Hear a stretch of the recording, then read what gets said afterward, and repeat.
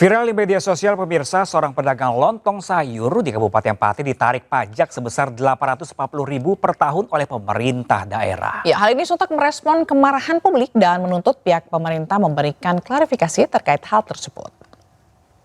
Yo, ini pajak kemarin untuk warung samping bengkel saya. Yo. Masyarakat Pati melalui Aliansi Masyarakat Pati Bersatu AMPP, Dinas Pekerjaan Umum dan Tata Ruang DPUTR Kabupaten Pati didesak memberikan klarifikasi terkait penarikan pajak pedagang hingga ratusan ribu rupiah yang viral di media sosial. Pasalnya, hal tersebut sangat membebani masyarakat bawah, khususnya para pedagang kecil. Pihak DPUTR menjelaskan jika penarikan pajak tersebut bukanlah pajak untuk pedagang, melainkan penarikan pajak tanah irigasi sungai yang dipergunakan masyarakat untuk mendirikan warung atau usaha. DPUTR juga menyatakan jika pemilik warung sebelumnya sudah mengajukan izin atas pendirian bangunan semi permanen dan sudah diberitahukan sosialisasi terhadap penarikan retribusi pajak 1 bulan sebelumnya. Sebetulnya kalau itu dikatakan tidak ada sosialisasi 1 bulan sebelumnya sudah disampaikan gitu, teman-teman semua. Jadi karena yang bersangkutan juga ke sini dan juga mengajukan surat ini, kita buatkan juga untuk dengan lokasi, ada dengan lokasi juga. Mungkin di lapangan petugas kami di dalam menyampaikan itu mungkin bisa juga kurang jelas atau yang bersangkutan juga belum paham sehingga timbul miskomunikasi. Jadi maksudnya itu sebetulnya adalah retribusi perizinan penggunaan tanah aset PUDA, ujungnya jadi pajak warung, itu berubah pesan rekening pajak warung. DPUTR menjelaskan penarikan biaya ratusan ribu pada warung bukanlah pajak warung, melainkan retribusi resmi, yakni pajak tanah irigasi pengairan di lahan tempat warung tersebut berdiri. Dari Pati, Jawa Tengah, Vindi Agil, iNews melaporkan.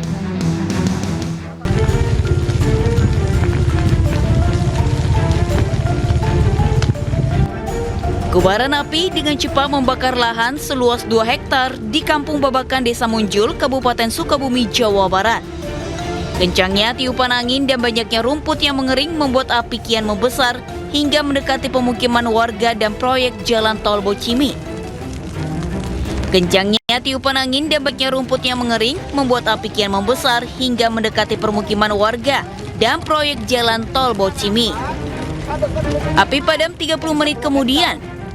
Kebakaran diduga berasal dari aktivitas pembakaran untuk membuka lahan.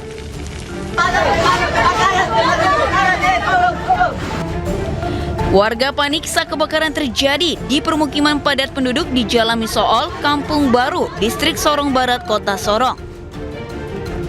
Petugas gabungan dibantu warga berjibaku memadamkan api. Sebagian warga mencoba mengais barang berharga yang masih tersisa. Bahkan seorang warga pasrah hanya sempat menyelamatkan diri dan anaknya. Belum diketahui penyebab pasti kebakaran. Polisi telah mengamankan seorang pria yang diduga membakar sampah di belakang rumahnya sebelum api menjalar ke permukiman. Tim Liputan iNews melaporkan.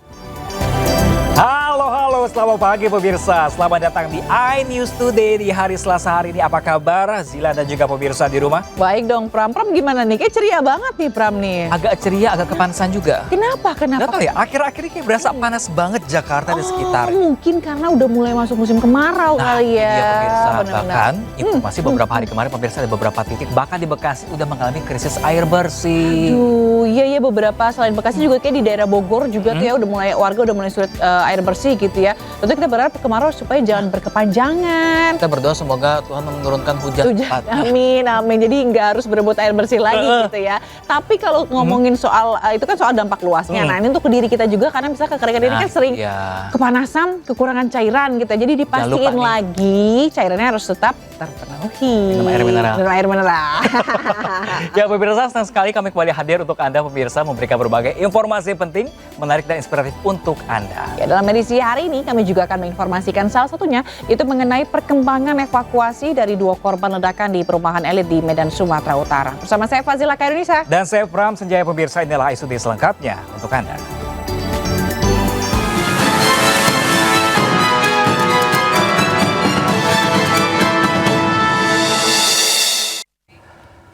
Ya pemirsa, 1 unit mobil box UPS terbakar usai menabrak sejumlah kendaraan di kota Pariaman, Sumatera Barat. Ya, diduga box lepas dari pengait bodi mobil hingga kendaraan hilang kendali.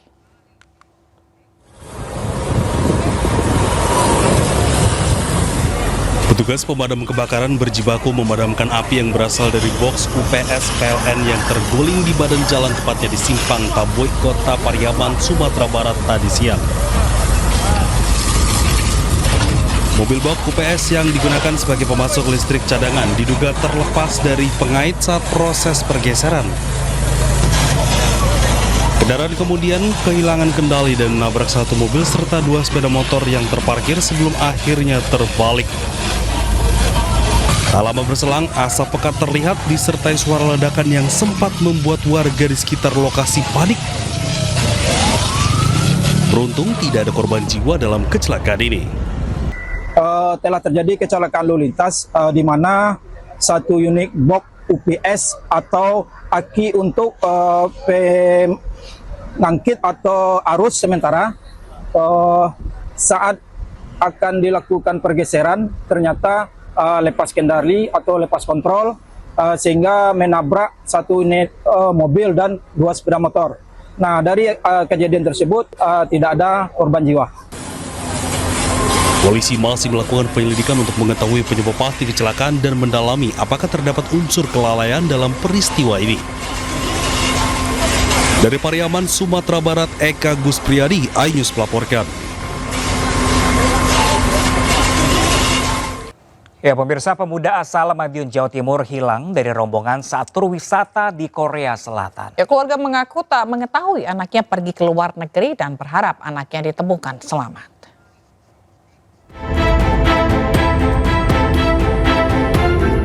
Ibunda dari Femas Yani Arianto, usia 22 tahun, pemuda asal Madiun yang dilaporkan hilang saat berwisata di Korea Selatan, memang mengaku sama sekali tidak mengetahui keberangkatan anaknya ke luar negeri. Menurut si ibu, anaknya tersebut hanya berpamitan untuk pergi bekerja di Surabaya, Jawa Timur.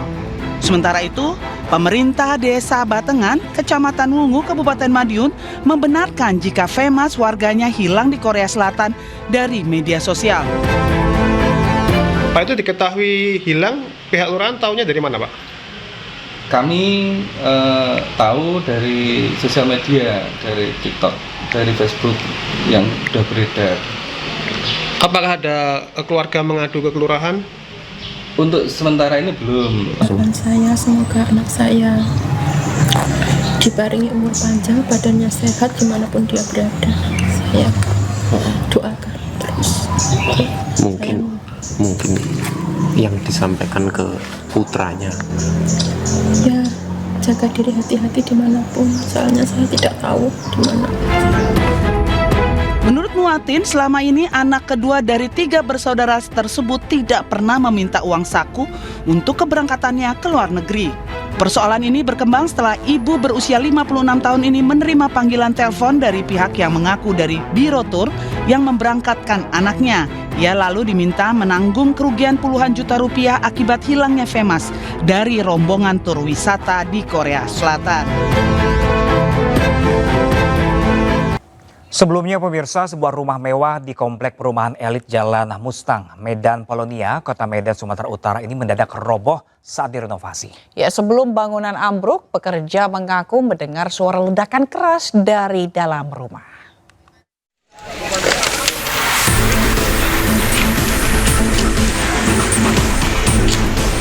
Petugas kepolisian membentangkan garis polisi di lokasi rumah mewah yang roboh di Jalan Mustang, Medan Polonia, Kota Medan, Sumatera Utara. Sebelum bangunan ambruk, warga mengaku mendengar suara ledakan keras dari dalam rumah. Saat kejadian, bangunan berlantai 2 itu sedang direnovasi. Pemilik rumah tidak berada di lokasi, namun sejumlah pekerja tengah bekerja saat bangunan mendadak roboh. Akibat insiden ini, bangunan rusak parah dan sejumlah fasilitas serta kendaraan di sekitar lokasi ikut terdampak. Beberapa pekerja berhasil menyelamatkan diri, namun sebagian dilaporkan terperangkap di dalam bangunan. Kecampaknya enggak bang, saya begitu langsung ada suara itu langsung lari kami 6 orang. Tapi abang tuh kena luka itu bang? Iya, itu serpian kaca dari sana tembak kemarin. Nembak abang ya? Bang, ada yang meninggal atau gimana bang?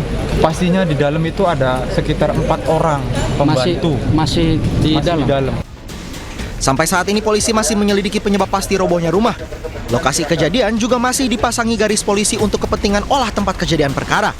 Dari Medan, Sumatera Utara, Aminur Rashid, iNews melaporkan.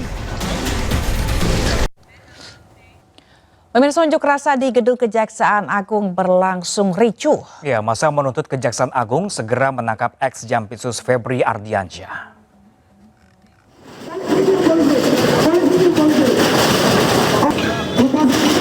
Kericuan mewarnai aksi unjuk rasa berbagai elemen mahasiswa di depan Gedung Kejaksaan Agung Jakarta. Masa beberapa kali berusaha merangsek ke gerbang gedung Bundar Kejagung, namun dihalau petugas. Selain mencoba merangsek masuk, masa juga membakar spanduk di pagar gedung Kejagung. Aksi saling dorong pun tak terhindarkan. Dalam aksinya, mahasiswa mengajak seluruh elemen masyarakat untuk mengawal penegakan hukum dan memastikan pemberantasan korupsi dilakukan secara konsisten. Massa juga menuntut pihak Kejaksaan Agung segera menangkap ex-Jampitsus Febri.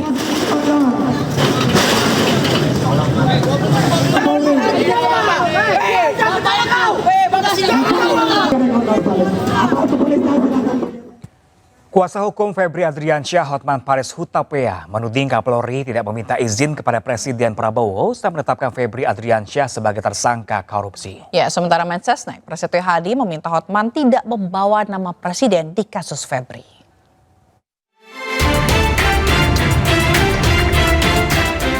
Kuasa hukum Febri Ardiansyah, Hotman Paris Hutapea, sesumbar jika Kapolri Jenderal Listio Sigit Prabowo tidak meminta izin kepada Presiden saat menetapkan mantan Jampitsus Febri Ardiansyah sebagai tersangka.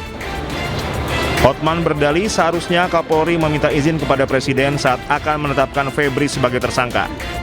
Hotman bahkan menyebut sebagai tangan kanan Prabowo, Febri telah dikriminalisasi oleh polisi. Yang paling penting kalian bertanya, kalau Anda punya nyali bertanya, tanya kepada Kapolri, hei kenapa nggak nanya Pak Prabowo dulu sebelum melakukan ini terhadap tangan kanan dari yang dibanggakan oleh Presiden Prabowo. Tanya, saya baru tahu tidak ada izin. Begitu saja dipermalukan, ada apa? Tanya, makanya malam ini kalian langsung ke Mabes Polri tanya kalau kau bukan pengecut. Merespon pernyataan pengacara Hotman Paris Hutapea yang sempat menyinggung posisi Jampitsus Febri Ardiansyah sebagai sosok kebanggaan Presiden Prabowo Subianto dan meminta proses hukumnya dikaji ulang, Menteri Sekretaris Negara Prasetyo Hadi menegaskan proses hukum terhadap mantan Jampitsus Febri Ardiansyah tidak memerlukan izin khusus dari Presiden. Ya, itu kan kita kembalikan ke proses hukum ya. Jangan dikait-kaitkan juga dengan Bapak Presiden. Ya, sepenuhnya kita kembalikan ke mekanisme hukum yang berlaku. Tapi kalau pemeriksaan memerlukan izin Presiden, pejabat tinggi itu gimana? Saya rasa ya, saya rasa kembali kepada mekanismenya ya. Saya rasa nggak ada juga.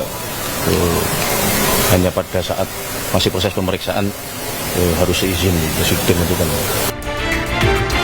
Prasetyo juga secara tegas membantah anggapan tindakan hukum atau pemeriksaan terhadap pejabat setingkat Jampitsus harus mendapatkan persetujuan atau izin dari kepala negara. Menurutnya, sistem hukum di Indonesia sudah memiliki prosedur tetap yang mandiri. Tim Liputan iNews melaporkan. Usai menuai kritik keras atas ucapannya kepada seorang jurnalis, pengacara Hotman Paris Hutapea menyampaikan permintaan maaf kepada wartawan dan organisasi wartawan Indonesia. Ya, sebelumnya Forum Pemret menyesalkan sikap dan cara pengacara Hotman Paris dalam merespons pernyataan atau pertanyaan wartawan saat jumpa pers terkait kasus mantan Jampitsus Febri Adriansyah.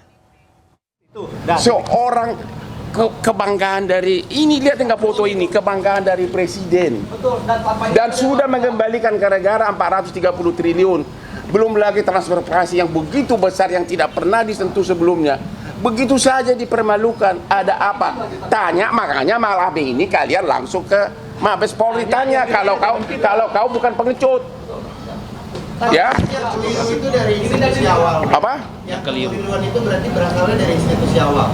Iya. Betul. Udah. Kalau kau punya otak, lu tahu jawabannya. Sudah. Titik ya? Ya udah deh, jawaban sendiri lah. Jangan coba-coba. Nanti kau akan tulis menurut Hotman sih. Lu udah tahu jawabannya, ya? Sudah boleh. Forum Pemret menyesalkan sikap dan cara pengacara Hotman Paris Hutapea dalam merespon pertanyaan wartawan saat jumpa pers terkait kasus mantan Jampitsus Febri Adriansyah pada 17 Juli lalu. Dalam keterangan tertulisnya, Ketua Forum Pemret Retno Pinasti menyatakan pilihan kata dan cara Hotman Paris Hutapea dalam merespon pertanyaan wartawan tidak profesional dan merendahkan profesi wartawan yang sedang bekerja.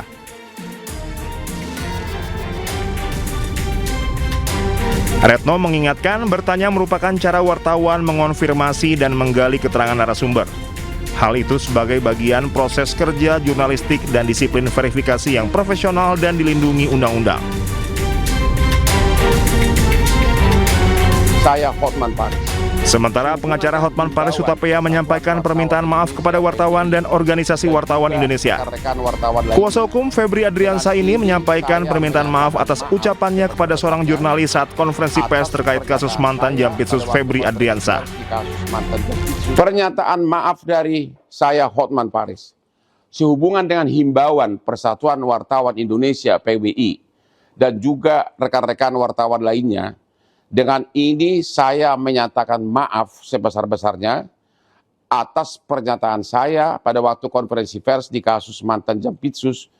Waktu itu sudah sama-sama emosional, tetap saya menyatakan maaf kepada wartawan tersebut maupun kepada organisasi wartawan di seluruh Indonesia. Karena selama ini juga saya sangat dekat kepada semua wartawan. Sekali lagi, tidak ada niat apapun, cuma karena diberondong dengan dua pertanyaan, yang saya sudah bilang saya tidak bisa jawab karena saya tidak punya kapasitas untuk menjawab. Tapi ditanya lagi sehingga saya jadi emosional. Sekali lagi saya menyatakan minta maaf. Sekian dan terima kasih. Nggak tanya kakekmu lah. Ya udah deh, udah gue nggak tahu. Ya lu udah deh, saya nggak tahu agenda itu. Jangan tanya itu. Udah deh, shut up. Nggak. Saya nggak tahu. Hotman menegaskan tindakannya tidak dapat dibenarkan. Hotman juga kembali meminta maaf atas ucapannya kepada wartawan yang bersangkutan dan organisasi wartawan atas insiden yang terjadi saat konferensi pers tersebut. Tim Liputan Anyus melaporkan. Ada apa? Tanya, makanya malam ini kalian langsung ke Mabes Polri tanya. Ya, pemirsa, peradilan kedua Roy Suryo ditolak Hakim Tunggal Pengadilan Negeri Jakarta Selatan. Ya, hakim menilai Roy Suryo sengaja menunda-nunda pokok perkara dengan memecah satu persatu pra-peradilan. Penyalahgunaan pra-peradilan.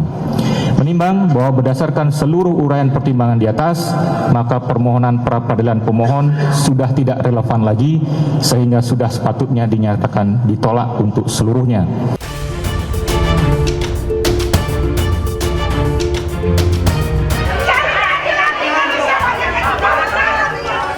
Ruang sidang berubah riuh oleh teriakan ibu-ibu pendukung Roy Suryo usai hakim membacakan putusan pra-peradilan.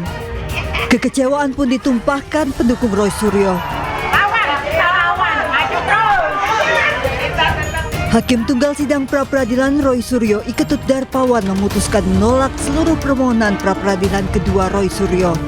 Hakim menilai Roy Suryo sengaja memecah satu persatu dan menyalahgunakan pra-peradilan dengan tujuan menunda pokok perkara. Dengan demikian penetapan status tersangka Roy Suryo sah. Hakim Tunggal Iketut Darpawan menilai putusan pra-peradilan sebelumnya yang mengabulkan sebagian gugatan terkait penangkapan, penggeledahan dan penahanan tidak mempengaruhi pokok perkara. Nah, bagi saya menyerahkan sepenuhnya. Langkah selanjutnya pada para kuasa hukum saya. Mas Refli, Mas Abdul Ghafur Sangaji, Bu Soraya, Mas Tristan, kemudian Pak Yasena dan lain sebagainya. Ya, saya menyerahkan sepenuhnya. Apakah kemudian mau lanjut dengan pra-peradilan yang keempat? Karena apa? Karena pra-peradilan yang ketiga sudah kami daftarkan. Permohonan kliennya ditolak, kuasa hukum Roy Suryo Refli Harun menyatakan siap masuk ke pokok perkara. Kita hormati putusan ini dan tentu kalau ditanyakan pada Mas Roy apakah Mas Roy siap untuk pokok perkara, at any time kita siap. Ya, ini adalah the lawyer's way untuk mencari jalan agar kemudian Mas Roy ringan, ya, kemudian ringan langkahnya ketika harus berhadapan dengan pokok perkara.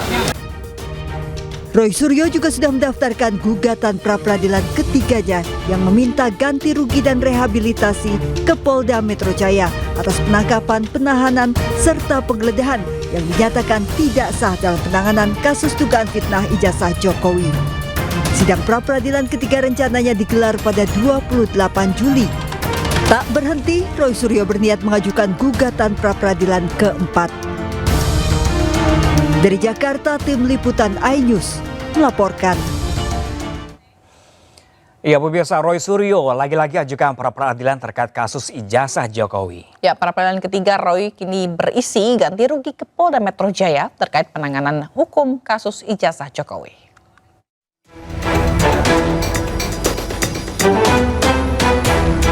Roy Suryo lagi-lagi ajukan pra-peradilan ke Pengadilan Negeri Jakarta Selatan. Kali ini Roy mengajukan gugatan untuk menuntut ganti rugi ke Polda Metro Jaya terkait penanganan hukum kasus ijazah Jokowi, di mana berhubungan dengan putusan dari pra-peradilan pertamanya. Tak hanya berhenti di pra-peradilan ketiga, Roy Suryo bahkan siap mengajukan pra-peradilan keempat. Apakah kemudian mau lanjut dengan pra-peradilan yang keempat? Karena apa? Karena pra-peradilan yang ketiga sudah kami daftarkan. Dan insya Allah akan bersidang pada hari Selasa tanggal 28 Juli yang akan datang. Dengan materi adalah ganti rugi atas putusan pra-peradilan yang pertama. Nah, ini kita bisa uji nanti. Apakah putusan ganti rugi itu akan kemudian diterima atau ditolak? Permohonan pra-peradilan ketiga Roy didaftarkan ke pengadilan pada Rabu 15 Juli 2026 dan teregistrasi dengan klasifikasi perkara mengenai ganti kerugian. Tergugat satu adalah Kapolda Metro Jaya, Direskrimum Polda Metro Jaya, Kasubdit Kamnek, dan tim penyidik. Sementara tergugat kedua adalah Kejati DKI Jakarta, Aspidum Kejati DKI Jakarta, Kejari Jaksel, dan tim JPU. Tim Liputan iNews melaporkan. Dan informasi lainnya, pemirsa, Bupati Lombok Barat Lalu Ahmad Zaini tiba di Gedung Merah Putih KPK. Ya, Lalu Ahmad Zaini diduga terlibat kasus suap proses tender pengadaan barang dan jasa di Lombok Barat.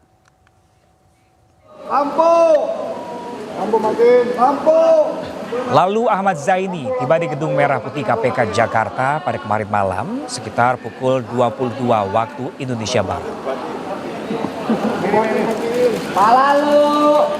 Dengan mengenakan topi dan masker, nampak dikawal ketat sejumlah penyidik KPK.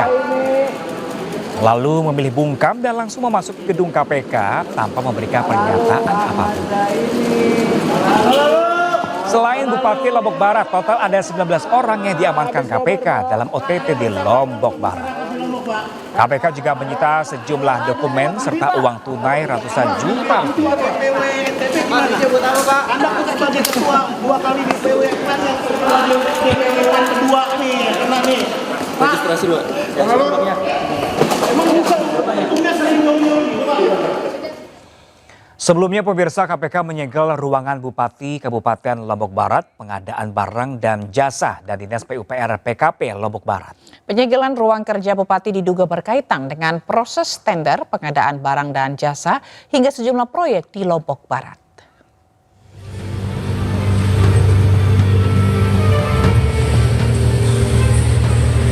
Tim Anti Rasuah, Komisi Pemberantasan Korupsi atau KPK menyegel sejumlah ruangan di Pemkab Lombok Barat. KPK segel beberapa ruangan, diantaranya ruang kerja Bupati, Dinas PUPR PKP, dan pengadaan barang jasa Lombok Barat. PJ Sekda Lombok Barat menegaskan jika dirinya tidak mengetahui pasti terkait penyegelan tersebut, namun masih sempat bertemu dengan Bupati saat nobar final Piala Dunia. Kan enggak kita lihat tahunya bahwa sampai di kantor ada ruangan yang disegel gitu. Karena sampai saat ini kan belum ada rilis resmi itu persoalan. Jadi, nah ini belum kita keluar dari tadi kami di kantor dan belum ada informasi secara resmi ke kantor. Sejak tadi pagi Pak Bupati tidak ada di kantor? Kalau di kantor nggak ada, tapi sempat nonton bola bareng sampai subuh.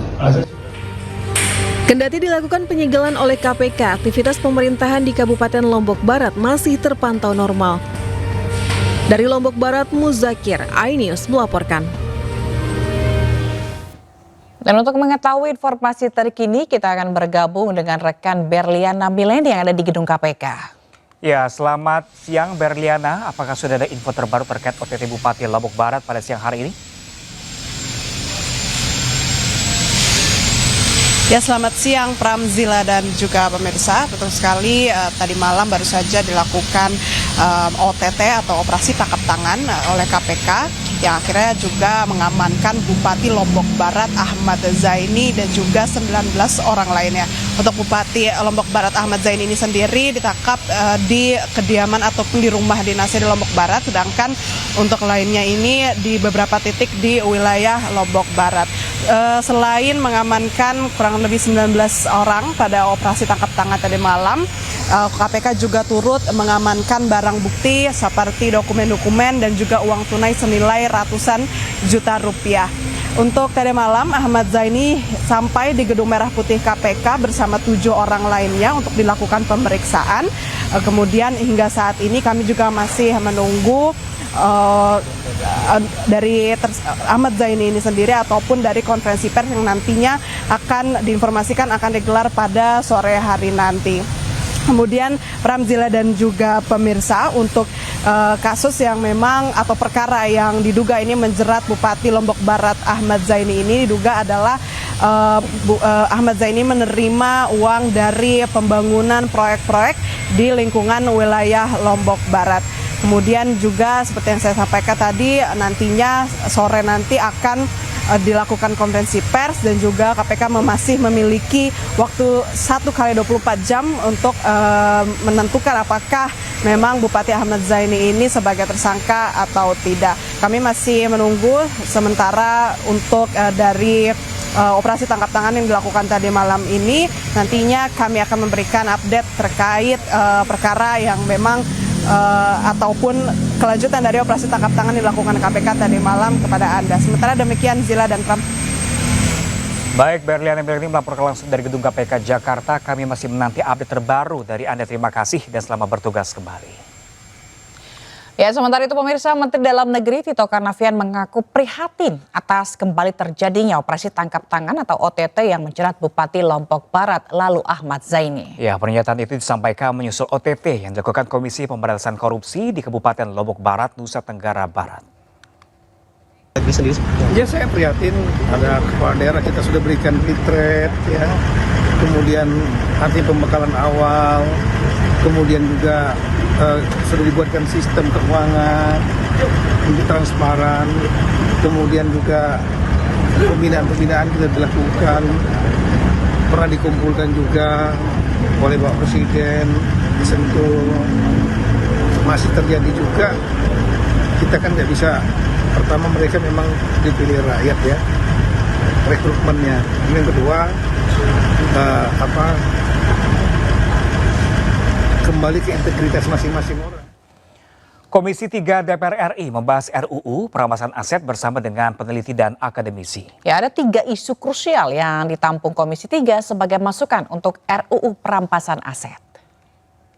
Rumusan pasal yang dapat memperkuat RUU ini. Terima kasih.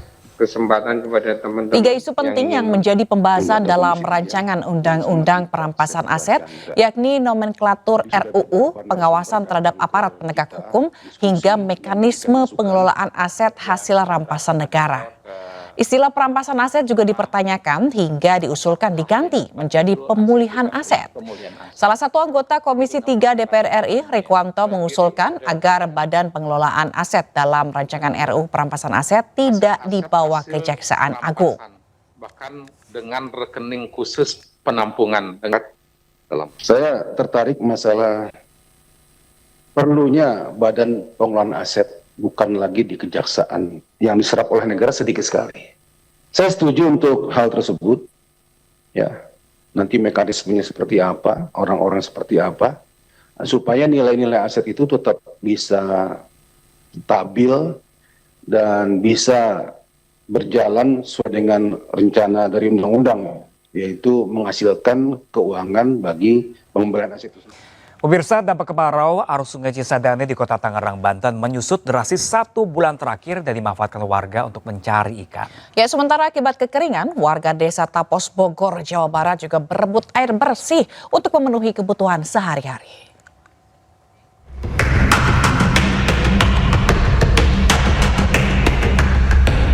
Debit air Sungai Cisadane merupakan aliran dari Bendung Pasar Baru, Kota Tangerang, Banten mulai mengusut.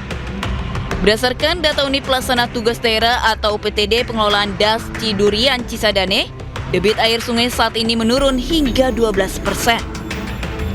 Penyusutan debit air terjadi akibat minimnya pasokan air dari daerah hulu di Bogor, Jawa Barat, serta rendahnya curah hujan 1 bulan terakhir. Sungai Cisadane pun mengering, bebatuan di dasar sungai terlihat jelas. Kondisi ini dimanfaatkan warga turun ke dasar sungai untuk memancing ikan. Ya, semenjak gak pernah turun hujan ini. Ada sebulanan ya? Sebulan ada, lebih. Nanti pintu air jarang dibuka atau gimana? Jarang. Kalau dibuka pasti atas surut kan. Seperti ini kalau mancingnya di atas itu paling sampai turun ke bawah sini. Puluhan warga Desa Tapos, Kecamatan Tenjo, Kabupaten Bogor, Jawa Barat rela antri untuk mendapatkan air bersih. Mereka berebut mengisi ember dan jerigen dengan air bersih bantuan dari Polsek Tenjo. Sebanyak 8 mobil tangki berkapasitas 8.000 liter air dibagikan ke Desa Tapos dan Desa Ciomas. Warga mengaku sulit mendapatkan air bersih dalam sebulan terakhir akibat musim kemarau. Sumur-sumur warga mengering sehingga pasokan air sangat terbatas.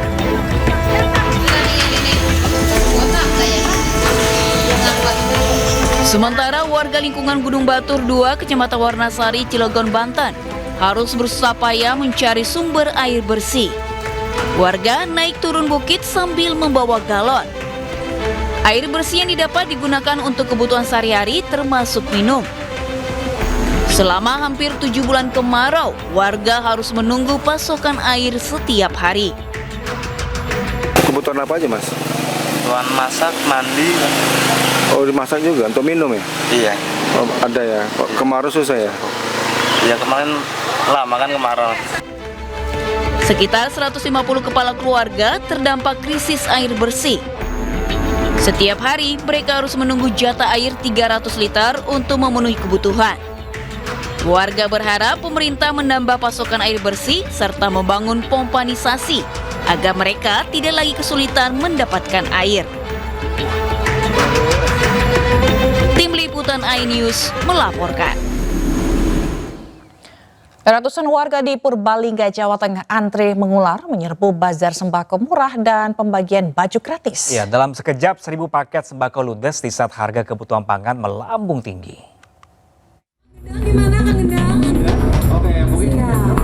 Ratusan warga mengular antri selama berjam-jam di alun-alun Purbalingga di tengah teriknya matahari. Warga merangsek berebut tempat paling depan saat bazar sembako murah dan pembagian baju gratis ini dibuka. Untuk menghindari rebutan, panitia memberikan kupon.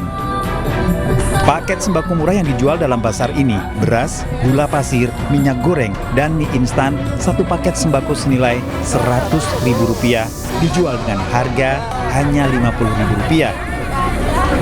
Dalam sekejap, 1.000 paket sembako murah ludes. Menurut saya ini sangat membantu warga Purbalingga.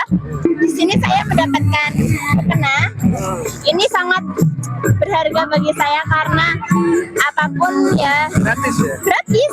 Ini bisa buat sholat ya, akhirat. Pokoknya ini acara membantu banget. Terima kasih. Dalam rangka mengurangi sedikit keluhan dari masyarakat biar membantu masyarakat yang kurang mampu. Penjualan sembako murah dan pembagian pakaian gratis bisa mengurangi beban masyarakat. Dari Purbalingga, Jawa Tengah, Catur Edi Purwanto, iNews melaporkan. Terima kasih Anda masih di iNews Today. Pemirsa, Amerika Serikat menyerang Iran 9 malam berturut-turut. Ya, serangan ini menyusul tewasnya tentara Amerika Serikat di Irak.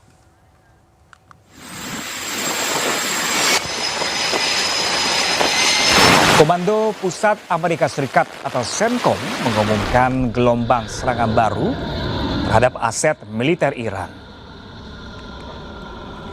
Serangan rudal dan jet tempur Amerika Serikat menargetkan pertahanan udara, pengawas pantai, maritim, serta peluncuran rudal dan drone Iran. Washington telah melakukan serangan berulang kali di wilayah Iran pada pekan ini, serta memperlakukan kembali blokade laut yang menargetkan kapal-kapal yang berlayar dari dan menuju pelabuhan Iran. Teheran menanggapi dengan serangan rudal dan pesawat tak berawak terhadap pangkalan Amerika Serikat di seluruh wilayah Timur Tengah. Korps Garda Revolusi Iran IRGC mengatakan 2 kapal tanker minyak meledak di Selat Hormuz pada Minggu malam.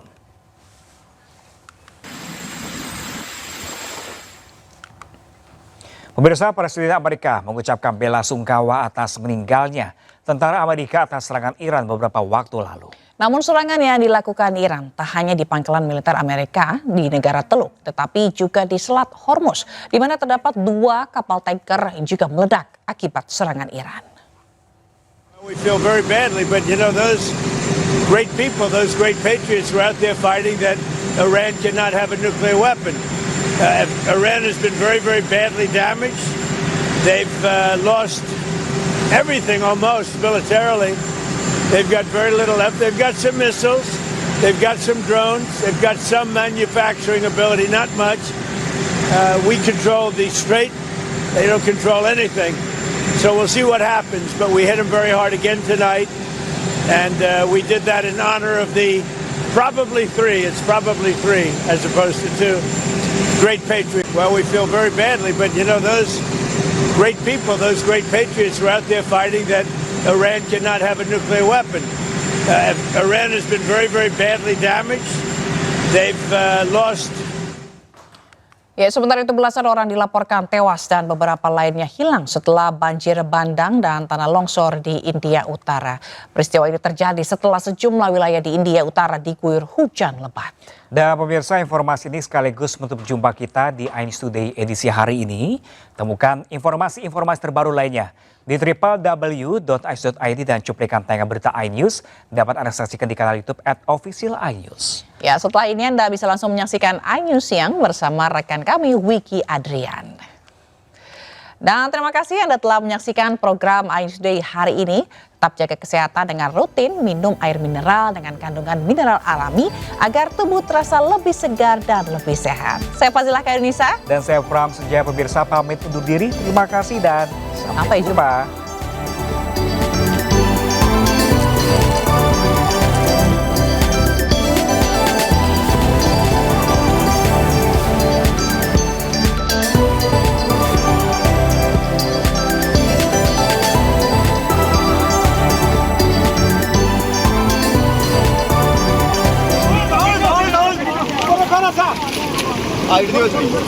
Sejumlah petugas penyelamat menggunakan tali berusaha menyeberangi sungai yang meluap untuk menyelamatkan sejumlah warga yang terjebak banjir bandang. Operasi penyelamatan darurat dilakukan setelah hujan lebat yang memicu banjir bandang dan tanah longsor di distrik Rajouri dan Poonch di Jammu Kashmir, India Utara. Akibat peristiwa ini, beberapa orang dilaporkan tewas dan hilang. Sejumlah kendaraan tampak rusak dan menumpuk di daerah permukiman. Korban selamat pun berusaha membersihkan puing-puing serta lumpur yang menutupi jalan dan rumah mereka. अपनी मजबूरियां सबको, लेकिन हालात देखें यहाँ क्या हो चुका है। 8-9 फुट पानी था यहाँ पे। बाकी हमारी बस अगर एडमिनिस्ट्रेशन इतनी हेल्प कर दे, हम लोगों की जो ये मोहल्ला है जहाँ पे पानी आया है 8-9 फीट, इसमें गली जो ड्रेन है वो टोटल ब्लॉक हो चुकी है। उसके कारण जो अंदर पानी और मिट्टी जमा है वो बाहर निकल नहीं रही, क्योंकि पानी वापस आ रहा है। Pihak berwenang telah memperingatkan adanya intensitas hujan lebat selama beberapa hari ke depan dan mengimbau warga yang tinggal di dekat sungai, aliran air, dan daerah rawan longsor untuk waspada.